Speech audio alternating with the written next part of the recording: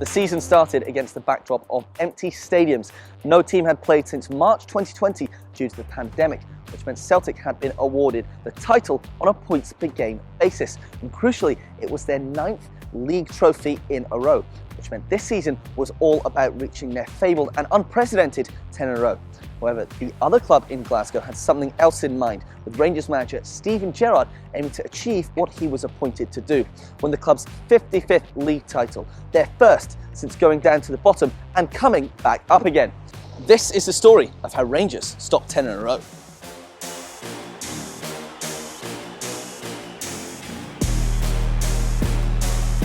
Expectations were Celtic were going to win 10 in a row, and it, right from the start it didn't start well at all. With Celtic winning 9 and then them having this kind of entitlement of we're going to get 10, and I think from a year ago Rangers didn't look as if they could stop it. They've not only stopped it, they've done it in style. The league was over by November, so we've got used to the idea of Rangers as champions. October, September, I thought Rangers would win a league, and they've won it comfortably and ending deservedly so. To win the league with the pressure that was on, it's to stop 10 in a row was a huge thing. Quite unbelievable, really, when you think it was getting to the 20-point stage from a club, from a team that was looking to win 10 in a row. I don't think many of us would have envisaged just how the title was won, how commanding a display it was from Rangers on their journey to stop the 10. The league was the be-all and end-all. We spoke about it at the beginning of the season, you know, how important it was for both clubs, and Rangers have come up trumps. In August, the stands across the country may have been empty, but all eyes were on the Old Firm clubs more intensely than ever before. What makes it much bigger and much more aggressive is the fact that it's 10. It's all boiling down to 10 in a row. It's never been done before. Most across Scotland expected the all-conquering Hoops to continue their dominance, including manager Neil Lennon. Yeah, I'd be very confident with the players that we have at the minute. They finished the season, last season, really strongly. The second half of the season was fantastic. They were so consistent. But some felt the signs were there that Rangers had a chance. I honestly believe that Rangers have swung into being favourites for this league now because of what's happened. De Gerrard started the season off with a well-deserved 1-0 win up at Pittodrie, a place that had previously been a tough place to go, and it set the tone for the rest of the campaign. In week 2, Celtic dropped points at Kilmarnock, but the fact that Bolly Bolingoli played without telling anyone he had broke COVID guidelines with a trip to Spain made matters much worse, as the next 2 games were postponed. He'll be saying to the squad is maximise these games that we've got in hand ahead of Celtic, because that, make no mistake about it, that is a massive difference in terms of playing the catch-up. Then came Celtic's annual Champions League collapse, this time at the hands of Ferencváros. Lennon claimed some of his top players wanted to leave, but none were sold, and they dropped into the Europa League.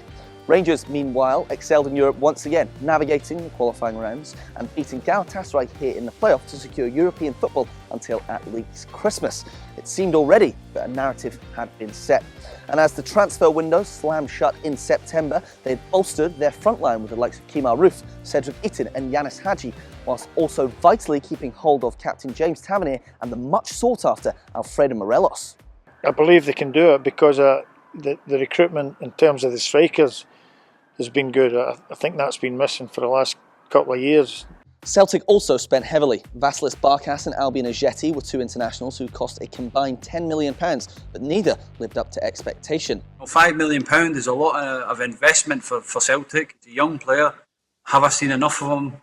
I've heard that, through the grapevine, he's not at the level that everybody thinks he is. Diego Laxalt and Shane Duffy came in on loan, and even Duffy himself admitted that he was miles off the pace upon his arrival. I wouldn't be happy with myself, to be honest, if I was watching from the stand with me. So I'm realistic as well, and I know what levels I can get to, but I've got to keep chipping away, and it'll take a lot more than that to keep it up. By the time the first Old Firm of the season came around in October here at Celtic Park, the pressure was on the champions to make a statement victory. However, Ryan Christie and Odsonne Edouard were 2 of several players caught up with coronavirus scares on international duty. They were unavailable, and the task became significantly harder. I would be worried on how Celtic played. They've not started the season well, not firing on all cylinders. Rangers were hitting form at the right moment and won here last time out in late 2019. We want the players to go to Celtic Park with belief and confidence, but We certainly won't be going there overconfident just on the back of last year. We know it's going to be a very tough challenge and we need to find a real top level performance. Celtic did not even have a shot on goal. A Connor Goldson brace fired Rangers 4 points clear at the top and in early control of the title race. It was clear the tables were starting to turn. The psychology of the fixture cannot be underestimated, and right now I think there's a lack of conviction, a lack of belief about Celtic. Beating Celtic at Celtic Park the first game, I think that was completely pivotal. Comfortable day for Rangers, clean sheet, Celtic not laying a glove on them. And then began Celtic's losing run.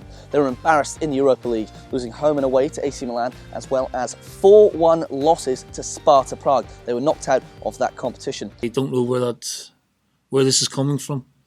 You know, talk to the players after the game and saying, you know, we've gone from being totally rampant last season to being very sort of passive in our play. Draws with Aberdeen, Hibernian and St Johnstone saw the title start to fade away. I think Celtic have been playing really poorly. It's not just been 1 week for me, it's been over the course of the start of the whole season. You know, they've struggled by in Europe as well. But it was the cup elimination at home to Ross County, a 2-0 defeat, their first cup loss in 36 games. That seemed the final straw for manager Neil Lennon.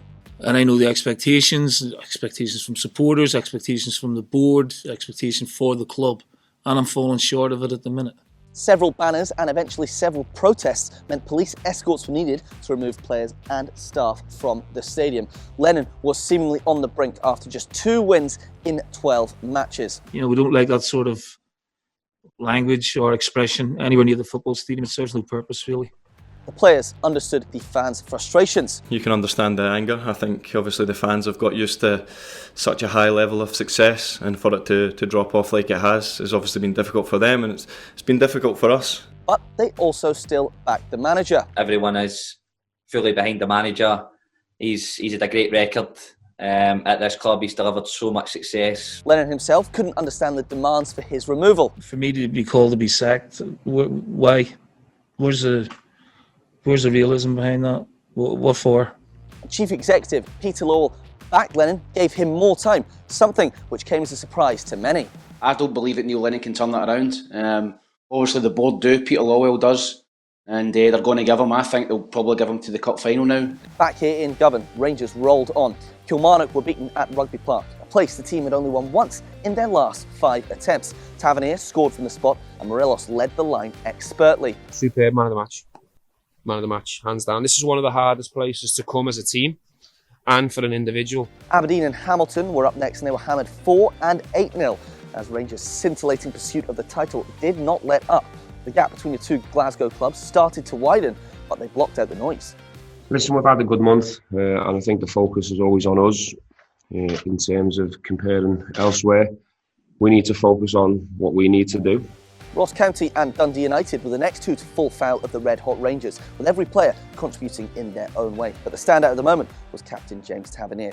His free kick against United was a contender for goal of the season. And with all the drama unfolding on the other side of the city, it allowed Rangers to just keep ticking along. Game by game, we're really focused on the job in hand that we have to do.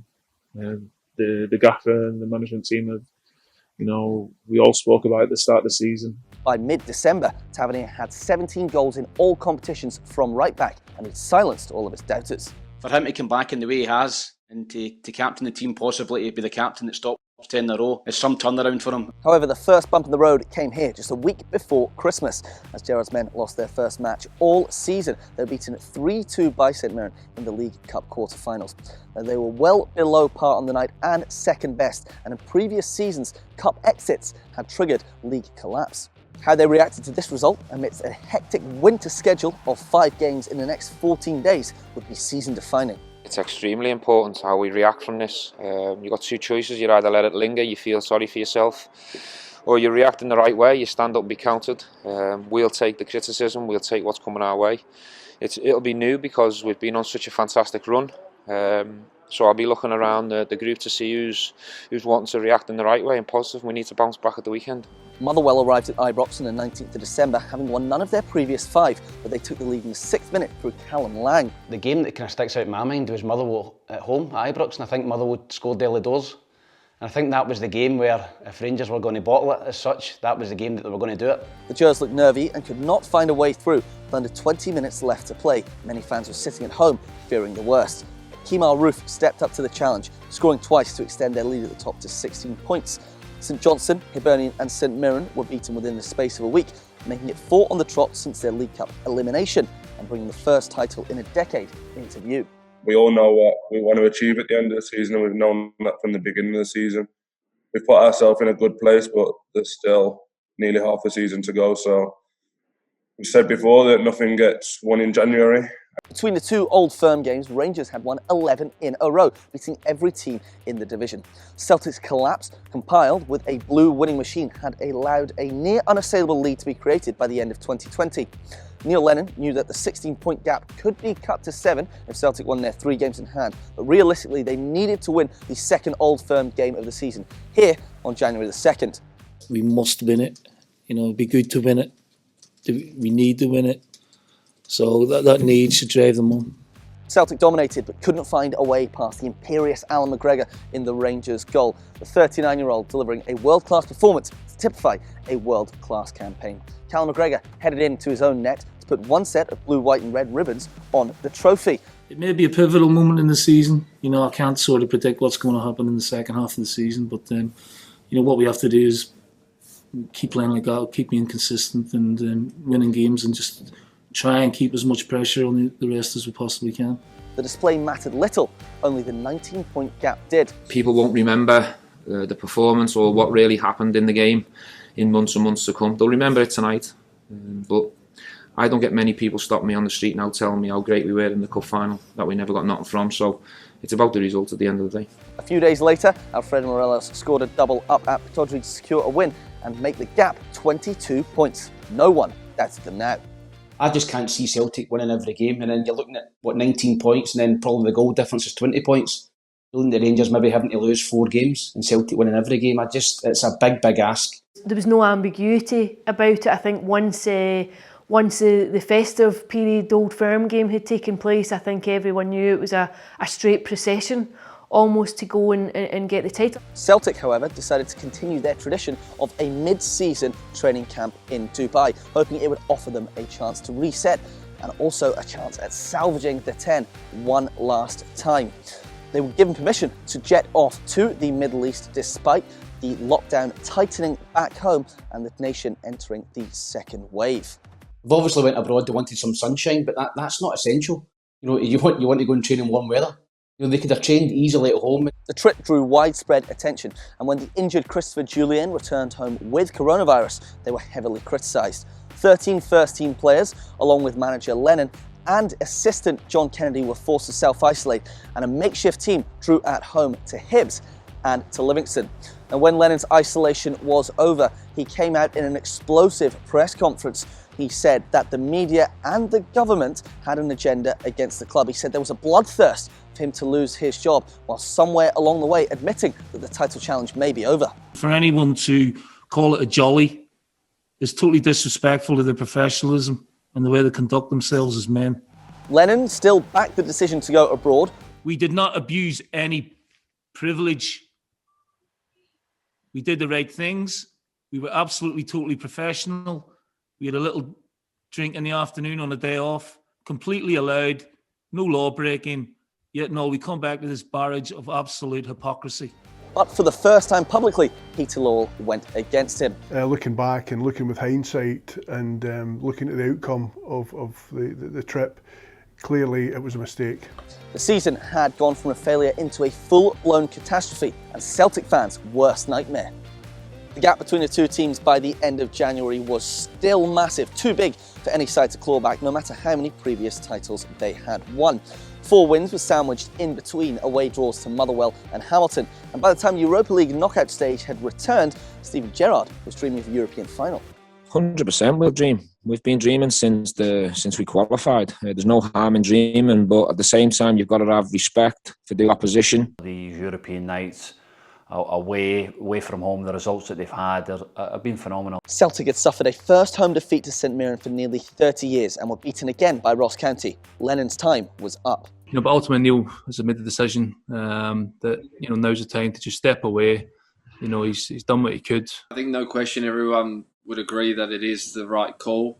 John Kennedy was placed in interim charge and Celtic's players kept up the bravado. We have to try and stay as positive as we can. I think, without sounding over the top, then we know it's a big task now. We're going to have to win every game. But it was a matter of when, not if, the title would be secured now. March presents the opportunity to get over the line in terms of the league. We want to go and grab that as quick as we can. We don't want to wait. We don't want to stumble. We want to go and win this league. Listen, it'll be huge. Not taking anything away from the previous titles and trophies that have won, but from where the club's been in the last sort of 10 years and the hurt that the fans and everybody associated with the clubs had to go through really to get ourselves back in this position. A late Alfredo Morelos strike secured a 1-0 win away to Livingston. It seemed the final hurdle. Only 4 points were needed from their last 7 games. However, due to their superior goal difference, all that was realistically required was 1 victory, and it came here against St Mirren on Saturday the 6th of March. The important thing is to get that trophy back, get 55, knock all the 54s off the walls, change them. That's the main thing for me, and really add to the wonderful history at this club. That's the key. The Gers put on a show for the thousands of fans that gathered outside and at George Square, breaking lockdown to celebrate their first triumph in a decade. Kent, Morelos and Hadji fired past the buddies in a day that no one will forget any time soon. I think we obviously heard the rumours about how it could be when we turned up at the stadium today, and that can take you to an emotional place and a real high. And just 24 hours later it was official as the Hoops drew 0-0 at Tannadice. Everyone's disappointed, us as much as the fans. It's been a rough season, but ultimately we've got to face up to the fact that we've not been good enough this year. The celebrations at the Rangers training centre were wild. The wait was over, the pain was gone, 55 was here. We also as a group have had some criticism along the way, and we've been down at times along the way as well. So when you finally get this over the line, the feeling's difficult to describe. Still got goosebumps now thinking about it. It was amazing, and it was probably the best day of my career. Attention quickly switched to the crucial Europa League last 16 second leg against Slavia Prague, with the tie finally poised at 1-1.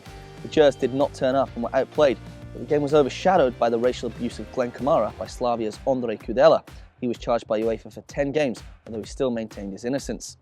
There's a lot of emotions around the training ground today, especially after seeing their statement and seeing what they've put out.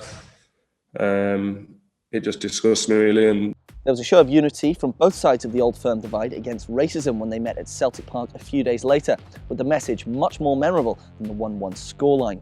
With just 5 split league games left to go, Rangers were now going for records. Could they concede the fewest ever league goals? Could they keep the most ever clean sheets? They also wanted to maintain their 100% record here at Ibrox and break the 100-point barrier. But most importantly, they wanted to stay invincible. The mantra will always be next game, next challenge. But we want to add to what we've already achieved. They achieved them all. There was also the condensed Scottish Cup, with both Glasgow sides desperate to get their hands on the trophy. It was another scalp for Rangers when they beat Celtic 2-0 in the last 16 here at Ibrox. This was something that was to save their season from a success point of view. So a lot of focus, a lot of talk about this game, how important it was, and we've delivered. However, in the next round, League Cup champion St Johnstone beat them here on penalties. Steven Gerrard admitted that 1 trophy from 9 is not good enough for a club this size, and they're being stung too often in cup competitions. But he again insisted that the remit this campaign was to win the title, and he was not wrong. In terms of the league, I can't ask the players for any more. The consistency levels have been incredible. Everyone's been all in and contributed in their own way, some more than others, which is natural, but it's been a collective effort. The split saw a narrow victory over Hibs, a draw with St Johnstone, and most memorably, a thumping of Celtic. A 4-1 triumph was Rangers' biggest winning margin in the fixture for 14 years. They got close, they got after Celtic in every game, and they never sat off. They worked out when Celtic changed to the diamond, they sussed that out no problem, and they just had a match for Celtic. Livingston and Aberdeen were the last team standing in between Rangers and an invincible title. They were dispatched 3 and 4-0. And then Tavernier lifted the club's 55th league trophy on Saturday the 15th of May, on a jubilant day inside Ibrox for everyone associated with the club. The occasion was marred by scenes of thousands of fans marching from the stadium to congregate in George Square, but some supporters' action doesn't take anything away from the team's outstanding achievement. We've done it in style, we've done it very early, but even when you do it and it's done, you still wait for this special day to be parked up next to this trophy, which is special to all of us, and we've worked ever so hard for it. The players deserve all the credit and the plaudits for it. They just needed guiding, and that's what we've done as a staff. And the 3 years has been enjoyable. We've had to suffer at times, we've had some setbacks, but we've never lost belief that one day we'd get to this moment. And the important thing now is to use it as a launch pad. At this club, you can't stand still, and one's not enough. A theme of the season has been the cohesiveness of the team, the strength of the united effort, but there were of course a few standouts. The team kept a record number of clean sheets and the fewest goals conceded. Alan McGregor drew plenty of praise. I think Alan McGregor has had some tremendous saves, not only in league, but in Europe as well. He's a big time player who makes the big time saves, and I think he's been the most important guy in their team this year. Tavernier is perhaps the standout candidate with his goals, assists and leadership qualities. But defensive partner Connor Goldson is not far behind. He played every single minute of league action. I just think Connor Goldson this season, he's just been a rock back there. He's a 7 or an 8 out of 10 every week. He's been consistent, he's never injured. He's a manager's dream, so I would give it to Connor Goldson. And how about Steven Davis, so influential in all of the games that mattered most? His experience, priceless. At 36 years of age, Steven Davis has been instrumental in what they've done. Davis has been so central to everything that Rangers did well this year. Ryan Kent more than justified his price tag, delivering 10 goals and 9 assists. Kent, a year ago, everybody was questioning his numbers in terms of goals and assists and what he contributed in their aspects of the game. Now he's arguably the best player in the country. And Alfredo Morelos finally put his disciplinary demons behind him and streamlined his energy into terrorising opposition defences. Morelos always just think if the ball lands at his feet, inside the box, bang, he's going to score. Any of them can be considered a deserved winner of the Player of the Season award. And how about the manager? When he was appointed as a novice head coach 3 years ago, he knew he'd be judged on whether he could stop Celtic's bid for 10 in a row. He succeeded this season, turning the tide in the most dramatic fashion, winning 4 out of 5 of the Old Firm games this season. Just typifies that. His signings have excelled. He brought in the experience of Davis and McGregor. He held on to the likes of Tavernier and Morelos, whilst bringing in young talents like Kent, Hadji, Aribo and Kamara, who all could be sold on for big fees in the future. I think the club themselves backed him financially to bring a better quality of player every year, year on year. And I think this year in particular he has got that kind of mix of quality and youth as well. He's proved he has the vision, personality and strength of character to deliver success back to such a huge club. He was quite critical of the players a lot of the time after games, which kind of goes two ways, but I think over the longer period that's built a relationship with the players, an expectation and an acceptability of dealing with the pressure. His appointment was welcomed with understandable scepticism, but it's turned out to be a masterstroke. I think from the outside, not many people believed I was the right person.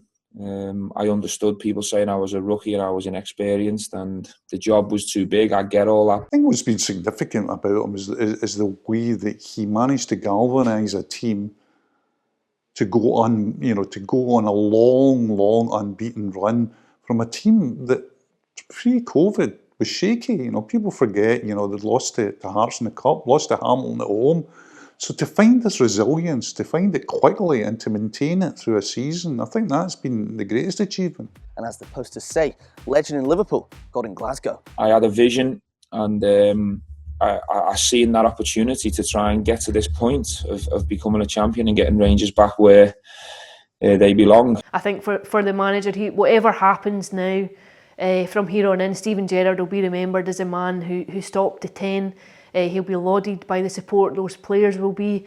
And you just need to look back at Celtic's team under Wim Jansen to realise this team will never be forgotten and will be remembered forever. You'll always be mentioned for stopping 10 in a row, and the Rangers players will be like that. They'll realise further down the line, years to come, they'll still be in the thoughts of Rangers fans and they'll still be legends with Rangers fans. I think it'll be later on. The players right now will just be enjoying the moment of winning a title because that's best memories of players' careers, but how big it was will be for future down the line. and now enter legend status, because you just have to look back at the Celtic team under Wim Jansen that stopped the Rangers 10, and they've been accorded that status over the years. The ones that are in that football club, McGregor, Davis, Tavernier, people that have been there a long time, they'll understand what it's about to stop 10 in a row. They've made history and they'll be remembered forever and a day, same as the Celtic team under Wim Jansen that stopped at 10. And this Steven Gerrard team will be remembered in folklore for Rangers history. Going forward, Gerrard has promised much more from him and his players. And at this rate, who would doubt them? They'll hope for more success in cup competitions, and they have the added reward of the Champions League for the first time in over a decade. Now, Celtic will no doubt come back stronger, looking to reassert their dominance, but Rangers are perfectly poised to go for 56. Next season will be different. There'll be a lot of change across the road. There'll be changes here, and it'll be a fresh season. It's been a tough and testing decade for the Ibrox faithful, but every fan will tell you it's been worth it for the feeling they have right now. They've stopped Celtic's 10 in a row, won their 55th league title. They have the crown jewels once again, and they won't be giving them up in a hurry.